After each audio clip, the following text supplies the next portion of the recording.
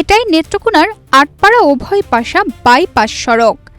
জেলার অভ্যন্তরীণ সড়কগুলোর মধ্যে সড়ক ও জনপদ বিভাগের অধীনে থাকা একমাত্র ৭ কিলোমিটার দীর্ঘ এই সড়ক দীর্ঘদিন সংস্কার না হওয়ায় ছিল এটি চলাচলের অনুপযোগী। অবশেষে প্রায় ১ দশক পর সড়কটি মেরামতের উদ্যোগ নেয় সড়ক ও জনপদ। ২০২৫-২৬ অর্থ বছরে টেন্ডারের মাধ্যমে কাজ শুরু হয়।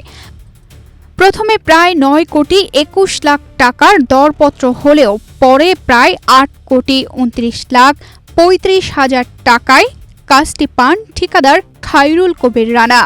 তবে স্থানীয়দের দাবি মাঠ পর্যায়ে কাজ করেছেন অন্য এক ঠিকাদার। কি দেওয়ান লাগে না দেওয়ান লাগে এসব সম্পর্কে তো আমরা জানি না। আমরা তো এই ইঞ্জিনিয়ার না বা রাজমিস্ত্রিও না, আমরা সাধারণ পাবলিক। আমরা চাই মজবুত একটা রাস্তা, সুন্দর একটা রাস্তা, যেটা জনগণের চলাফেরায় ভালো হবে। চলতি বছরের এপ্রিল থেকে শুরু হওয়া কাজের শুরুতেই ওঠে অনিয়মের অভিযোগ।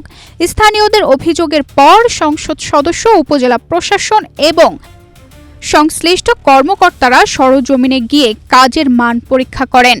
পরিদর্শনে প্রায় ৫০ মিটার আরসিসি সড়কের কাজে চুক্তি অনুযায়ী মান বজায় রাখা হয়নি বলে অভিযোগ পাওয়া গেছে। এটা রাস্তা আপনার এই কাজ ভালো হইছে না, এজিন ভাঙ্গা পড়ে আছে গা।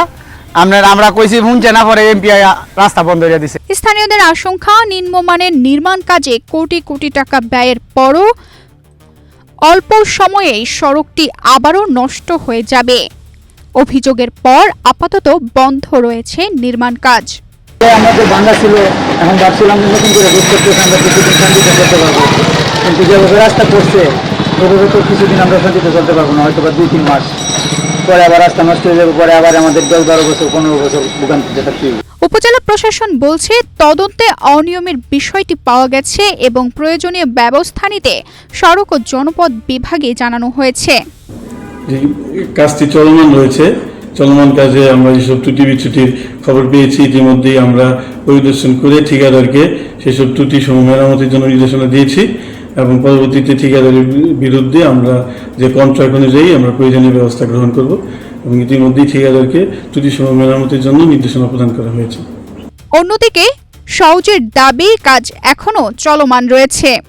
চুক্তির শর্ত অনুযায়ী অনিয়ম প্রমাণিত হলে ব্যবস্থা নেওয়া হবে। তবে অভিযোগের মুখে থাকা ঠিকাদার ক্যামেরার সামনে কথা বলতে রাজি হননি। স্থানীয় সংসদ সদস্য বলেন, সরকারের উন্নয়ন প্রকল্পে এমন অনিয়ম কোনোভাবেই মেনে নেওয়া যায় না। তিনি এই ঘটনায় জড়িতদের বিরুদ্ধে দুর্নীতি দমন কমিশনের অনুসন্ধানের দাবি জানান।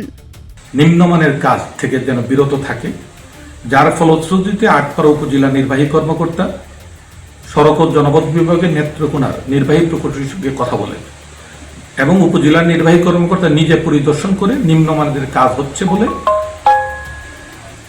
জেলার নির্বাহী কর্মকর্তাকে উনি বলেন যে নিম্নমানের কাজ হচ্ছে, আমি নিজের চোখে দেখেছি। এই পুরো ১৫ দিন অতিবাহিত হয়েছে আমি যখন গেলাম। এই ১৫ দিন নির্বাহী প্রকৌশলী ১ মিনিটের জন্য উনি আসেন নাই এবং নিম্নমানের কাজ চলছে। এটা গেল একটা সড়কের অবস্থা।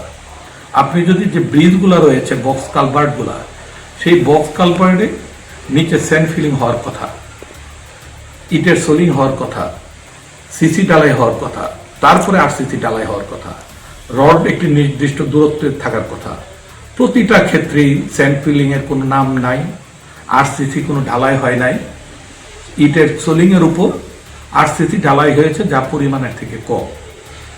আজকে প্রধানমন্ত্রী ৯৫০ টাকার খাবারের জায়গায় উনি ১৫০ টাকায় নামিয়ে, আর এখানে কোটি কোটি টাকা ঠিকাদার, অসৎ প্রকৌশলীরা তারা লুটপাট করে। প্রায় ৮.৫ কোটি টাকা ব্যয়ে নেত্রকোনা মদন সড়কের উভয় পাশা আটপাড়া বাইপাসের ৭ কিলোমিটার অংশ এবং ৫টি কালভার্টের সংস্কার কাজ চলছিল। এবছরের ডিসেম্বরের মধ্যে শেষ হওয়ার কথা। তবে অনিয়মের অভিযোগে কাজ বন্ধ থাকায় নির্ধারিত সময়ে প্রকল্প শেষ হবে কিনা তা নিয়ে দেখা দিয়েছে অনিশ্চয়তা। তানজিদা রহমান, ইনায়া, বাংলাদেশ প্রতিদিন।